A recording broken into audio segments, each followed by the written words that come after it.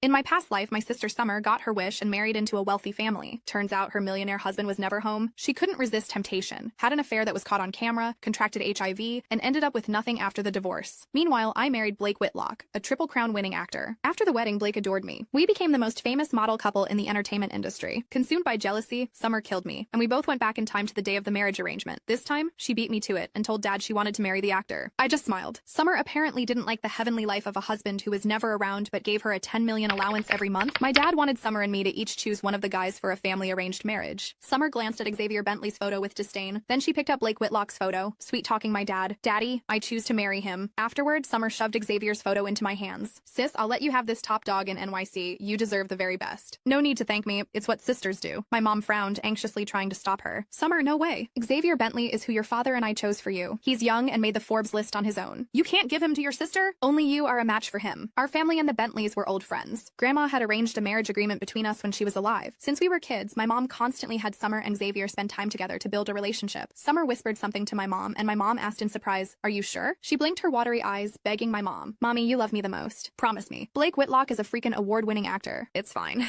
I want to play in the entertainment industry. My mom couldn't resist Summer's begging. She and my dad exchanged a look and agreed. Summer gave me a smug look, filled with provocation. She got close and whispered, "Enjoy that impotent husband, sis." Hearing Summer's words and her different choice from my past life, I knew she was also reborn. My mom looked at me, silent on the side, and said coldly, "Since that's the case, Juniper, you'll marry Xavier Bentley. But since you got this lucky break, you have to compensate your sister." My mom thought for a moment, and without even asking if I agreed, she decided how I would compensate her. She said, "You'll transfer 5% of the company's stock you own to your sister." My dad patted Summer's head, saying softly, "Then Daddy will give you that skyscraper downtown. I won't let my baby girl suffer any grievance in the Whitlock family." All right, the marriage with the Bentleys and Whitlocks is settled. I laughed silently to myself. I only had 5% of the company's stock. My parents gave Summer 10% when she turned 18, but never gave me anything. Now, they wanted to take the little I had left and give it to her. Even though I knew my parents always favored Summer since we were kids, this blatant favoritism still made my heart ache. They didn't care about my feelings. They only thought that as the older sister, I should give in to my younger sister. But now, I didn't care about my parents' favoritism anymore. Xavier Bentley was generous. His betrothal gifts included 7% of the Bentley Group's shares. Besides giving his wife an unlimited black card, he also gave her a $1 million monthly allowance. This time, Summer insisted on choosing Blake Whitlock and throwing Xavier Bentley at me. I laughed. Summer didn't like the heavenly life of a husband who was never home but gave her plenty of money. She wanted to switch our happy lives. My pleasure, Xavier and I met once, and then we quickly got married. On the night we got our marriage license, I packed my bags and moved into Xavier's house. He lived on the top floor of a building in downtown NYC. I leaned against the floor-to-ceiling windows in a silk nightgown, watching Xavier expertly tie a Windsor knot. He was flying overseas tonight for a project, on our wedding night, and he wasn't sure when he'd be back. We both silently avoided mentioning a wedding ceremony. Xavier was aloof and noble. He looked at me with his deep eyes. Click the link in my bio to get the full story for free.